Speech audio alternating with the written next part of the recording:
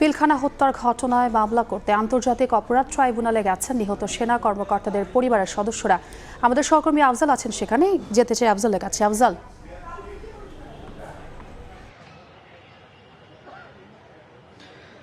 2009 সালে আওয়ামী লীগ সরকার ক্ষমতায় আসার 1 মাসের মধ্যে পিলখানায় নারকীয় হত্যাকাণ্ডের ঘটনা ঘটে। 2009 সালের 25 এবং 26 ফেব্রুয়ারি 2 দিনব্যাপী এই নারকীয় হত্যাকাণ্ডে 57 জন সেনা কর্মকর্তা নিহত হন এবং আরও বেশ কয়েকজন সাধারণ মানুষ কিন্তু নিহত হন। এবং এই ঘটনায় শহীদ সেনা সদস্যদের পরিবার গত কয়েক বিভিন্ন সময় ধরেই কিন্তু তারা এই ঘটনায় যারা নেপথ্যের কুশীলব ছিলেন পিলখানা হত্যাকাণ্ডের কারণে নেপথ্যে তাদের খুঁজে বের করার দাবি জানিয়ে আসছিলেন। বিশেষ করে 5 আগস্টের পরে শেখ হাসিনা সরকার পতনের পরে এই দাবিটি আরও জোরালো হয়। বিভিন্ন সময় শহীদ সেনা সদস্যদের পরিবারের তরফ থেকে ব্রিফিং করে বলা হয় যে এটি বিদ্রোহের নামে কোনো হত্যাকাণ্ড নয়, এটি পরিকল্পিত হত্যাকাণ্ড এবং পরিকল্পিত হত্যাকাণ্ডের নেপথ্যে কারা কারা জড়িত সেই তথ্যগুলোও কিন্তু শহীদ সেনা সদস্যদের পরিবার গণমাধ্যমের সামনে বারবার উন্মুক্ত করেছেন এবং বলেছেন এবং তাদের বিচার চেয়েছেন এবং এই সংক্রান্ত একটি কমিশন গঠনেরও তারা দাবি জানিয়েছিলেন যেন নেপথ্যের কুশলীদের খুঁজে বের করা যায়। এবং সবশেষ স্বরাষ্ট্র মন্ত্রণালয় থেকেও স্বরাষ্ট্র উপদেষ্টা জানিয়েছেন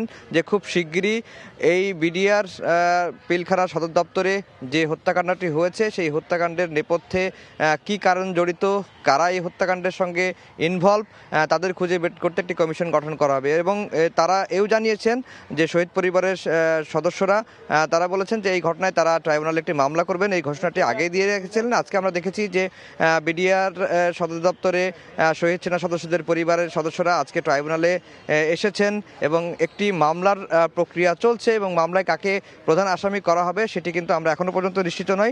আইনজীবীরা মামলার ড্রাফটিংয়ের কাজ করছেন এবং প্রসিকিউশনের তরফ থেকে যেটি বলা হচ্ছে যে তারা এই অভিযোগটি পেলে তদন্ত করা হবে এবং পিলখানার বিডিআর সদর দপ্তরে যে নারকীয় হত্যাকাণ্ডগুলো হয়েছে সেই হত্যাকাণ্ডের যারা কুশীলব তাদের খুঁজে বের করতে তদন্ত সংস্থা ট্রাইব্যুনালের প্রসিকিউশন কাজ করবে, এমনটি কিন্তু তারা বলছেন। আপনারা দেখতে পাচ্ছেন যে শহীদ পরিবারের শহীদ সেনা সদস্যদের পরিবারের সদস্যরা অভিযোগ দিয়ে বের হয়েছেন। আমরা এখনও জানি না যে আসলে কাদের বিরুদ্ধে অভিযোগ দেওয়া হয়েছে। আমরা বিডিআরের তৎকালীন মহাপরিচালক মেজর জেনারেল শাকির আহমেদের সন্তান রয়েছেন রাকিন আহমেদ, তিনি অভিযোগ দিয়েছেন। আমরা একটু সরাসরি সম্প্রচারে আছে, জাস্ট 30 সেকেন্ডে, হ্যাঁ ওখানে আনুষ্ঠানিকভাবে বলবেন। আমরা যেহেতু সরাসরি সম্প্রচারে আছি সেজন্য 30 সেকেন্ডে একটু জানতে চাই।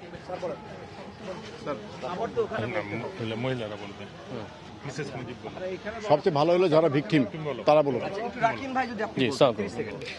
তো এখন পিলখানা হত্যাকাণ্ড কিন্তু কোনো সাধারণ কোনো হত্যাকাণ্ড না। এখানে যে বর্বরতা, যে ব্রুটালিটি পিলখানা দেখা হয়েছে, এটা বাংলাদেশের ইতিহাসে 57 অফিসার 2 দিন এরকম হত্যা করা কখনো দেখা হয়নি। এটা রাষ্ট্রের মাধ্যমে একটা ষড়যন্ত্র ছিল এত অফিসার হত্যা করার জন্য। তো যেহেতু আমাদের মনে হয় যে এটা একটা ক্রাইমস এগেইনস্ট হিউম্যানিটি, এটা কোনো সাধারণ কোনো হত্যা না। কারণ বডি মিউটিলেশন, বেয়নেট দিয়ে খোঁচায়, আমার বাবা মার লাশ আমাকে দেখতে দেয় নাই, বলছে বাবা তুমি তোমার বাবা মার লাশ দেখো না, তুমি নিতে পারবা না। তো ইনশাল্লাহ কয়জনের বিরুদ্ধে অভিযোগটা দিয়েছে এটা ওইখানে। আচ্ছা, আনুষ্ঠানিকভাবে গণমাধ্যমের সঙ্গে কথা বলবেন তার আগে একটু প্রতিক্রিয়া আমরা নিয়েছি। মেজর জেনারেল শাকিল আহমেদ তৎকালীন বিডিআরের মহাপরিচালক ছিলেন। তারা বলছেন যে এটি একটি আসলে পরিকল্পিত হত্যাকাণ্ড, শুধুমাত্র তথাকথিত বিদ্রোহের নামে এই 57 সেনা কর্মকর্তাকে এইভাবে নির্মমভাবে হত্যা করা হয়নি। তো এই ছিল আন্তর্জাতিক অপরাধ ট্রাইব্যুনাল থেকে আমার কাছে সবশেষ খবর।